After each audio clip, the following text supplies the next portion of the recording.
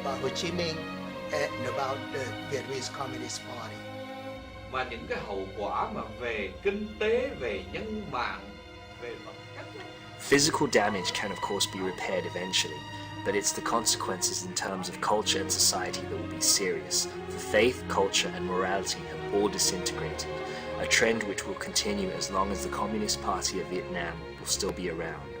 That is the legacy of Ho Chi Minh's import of communism to Vietnam.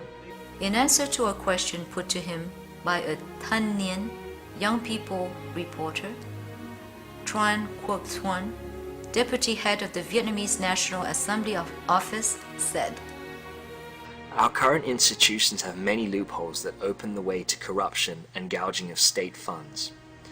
Not to be a corrupt official in this environment would be a miracle. But what constitutes our greatest losses is not just money or assets, even though this may come to tens of billions, hundreds of billions of dong. What constitutes our greatest loss here is the disappearance of our moral code. We live in a society where we have to lie all the time in order to survive. Everyone picks up his salary check, but whoever lives by his salary check these days? We are so used to lie every day that it has become a habit. And that habit, repeated ad nauseum, becomes our new morality. But that morality is of course the pit, the loss of all moral bearings.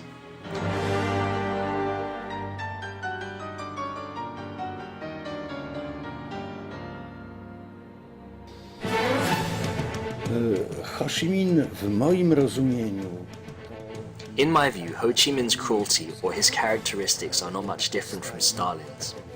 As far as the Polish people are concerned, Stalin is an implacable enemy, and as far as the world is concerned, he was a genocidal murderer. Seen in general terms, Ho Chi Minh is one of the most reprehensible killers in the world. The way Ho Chi Minh is described in Europe is just like the way they used to describe Lenin in the Soviet Union. He was a literary figure, the author of many works, a poet, and they made him into an extremely great man, a national hero. But in actuality, that hero is no different from a common murderer, a criminal with genocide on his hands. As far as the Vietnamese are concerned, the distance from hero to murderer, a destroyer of Vietnamese culture, is not all that far. For a communist is almost by definition a murderer, a criminal guilty of genocide, a destroyer of his own culture. A communist may not be directly involved in a killing, a murder, an executioner, but he can still be considered such, because he is an accomplice to such murders and destruction of national culture. All of that is obvious.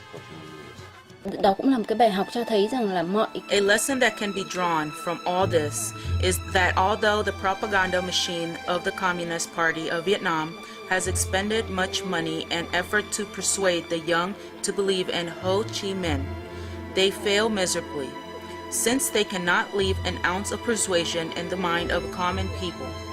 Ngày sinh nhật của ông ngày 19 tháng 5 thì bao giờ cũng Every year on May 19, the birthday of Ho Chi Minh, my grandparents would burn incense on the altar for him. At school, they organized like a festival with flags and festoons all over. These images were so ingrained in me that I never questioned whether these things were good or bad for me. It was not until I came into contact with democracy activists that I learned many more things about Ho Chi Minh. Thus, I came to know the truth. In my thinking, the best thing to do is to impart as much information to the youth so that they can judge by themselves. They should never be walled in like they are right now under communism. Tất cả những gì hiện nay họ vẫn đang rao giảng về Hồ Chí Minh. All that the CPV has propagated about Ho Chi Minh's moralities and thoughts, I no longer find them to be truth, after I've had a chance to compare with other information that I have come across.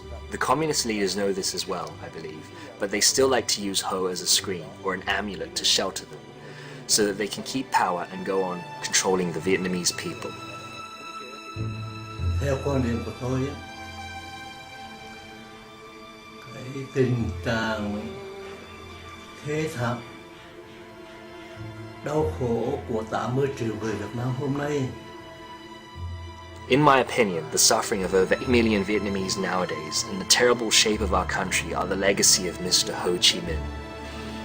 If he had not imported that erroneous ideology, communism, to soak our land with it, if he had not established that tyrannical communist party of his, and if he had not imposed that inhumane ideology on our people, then we wouldn't have the tragedies we witness today in our land. Yet there are many people who, out of ignorance or unconsciously, have tried to champion his cause, saying that in the end Ho Chi Minh is still a patriot, a man of morals, but it was his companions, his disciples, his underlings who failed to carry out his teachings, who did not live according to his model. Such people forget a most basic and simple truth, and that is, one can look at the fruit and know the tree, and one can look at the disciples and know the master. Mr. Gorbachev, open this gate.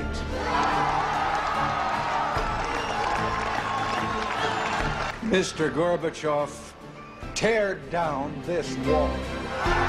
The coming down of the Berlin Wall in November 1989 is arguably the most portentous event of the second half of the 20th century, signaling the collapse of communism, and especially international communism, in the world.